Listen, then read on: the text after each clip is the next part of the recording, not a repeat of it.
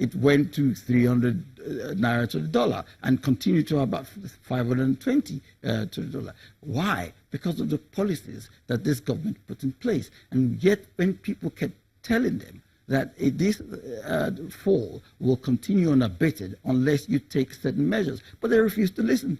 They knew it all. The arrogance of it all, they knew it all. So, and that continued to fall. Eventually, what did they do? They went back to precisely what all the experts have been saying, that there ought to be some sort of measures of control and some sort of measures of the value. Now, this two-tier foreign exchange that they created only benefited themselves, only benefited a few, and we're talking of anti-corruption. So there was a great deal of corruption going on in this government. So the previous administration had its problems, and most of its problems were one of impunity as at that time, but to a certain degree. But the impunity we're facing now is even worse under this administration than under the previous administration. I want to be very clear so that I make sure that we divide politics from economic realities here. If we talk about I was very closely watching, as I'm sure you were, at that particular time in 2015 when the Naira was falling. One of the major issues was the IMF was coming in and saying, Mr. President, you have to devalue your currency. And President Buhari actually caught a lot of flack because he said, I will not devalue the currency. In fact, they started pumping, millions and billions of dollars to try and float the currency and keep it at the 300 rate that we saw. So if you're saying that economic policy of this government was responsible for the devaluation of the currency, I would challenge that based on fact, not politics. Well, leave politics aside. The economic policy of the government from 2015 to now has clearly shown that it's a disaster. And you're dealing specifically with the exchange rate, fall in exchange rate. Now, when the IMF was proffering advice, the government refused to listen. It continued on that track until it came to a head where it was no longer sustainable. What did it do? It decided it's going to have a two-tier exchange rate mechanism with a wide margin. And the former CBN governor, who is now the emir, was also advising that you can't sustain a two-tier exchange rate. It only benefits a few. It gives room for corruption. So we saw when there was a gap of about more than 200 naira in terms of a two-tier system, what was happening? The people who could legitimately get it, the bank rates couldn't get it, the CBN rate couldn't get it, because it was being done in a hidden manner, and it was susceptible to manipulation. So you would get the bank rate, do a round trip in, and come back and sell it for 200 naira more. You have an instant margin of 200 naira to the dollar at the time. So it continued like that, and it benefited those who were in the system.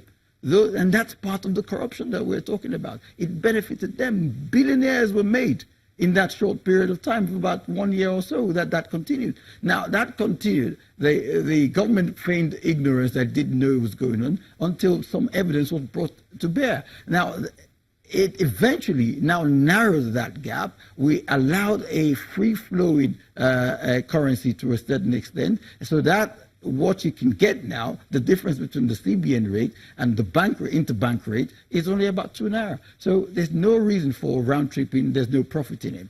Now, the government didn't listen in the first place. They knew it all. So when you're talking of economic indices, that's an economic index that needs to be taken into account. Second economic index, we went into recession. Now, Nigeria went into recession in 2015. With the world. Well, the world didn't go into recession. I mean, oil economies. No. Yeah. Yes, oil economies were in a bit of a quandary, but no other country, certainly not in Africa, went into recession. None. Why is it that Nigeria is so unique? It had to go into recession. Now, they may turn around. There will always be corruption of the past administration. Again, I say that you knew you were going to be in government way before May 2015. You became a government in 2015, yet we went into recession in the last quarter of 2015. What did you do to stem that tide? Nothing.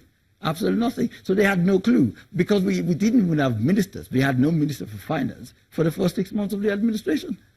Have you, let's be very clear, you're saying the end of 2015. The 2014 was, of course, the calamitous fall in the oil prices, you would recall. Yes. Right? Yes. Now, that's when we now saw the currency began to devalue. Yes. Right? Now, you're talking about the duality that was existing in the exchange regime at the time.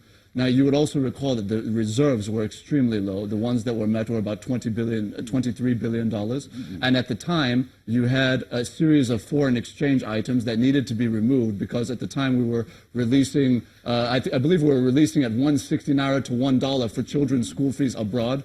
The President Buhari, as I'm aware, cut that off and several other items to try and save money. We've now seen the reserves climb from $23 billion up to nearly $50 billion on a low oil price. I mean, are you being fair with this notion that essentially that the system has just been abused when in fact the reserves were not there to be able to fund the currency the way it needed to be funded at that time? A good economist will make best use of what he has.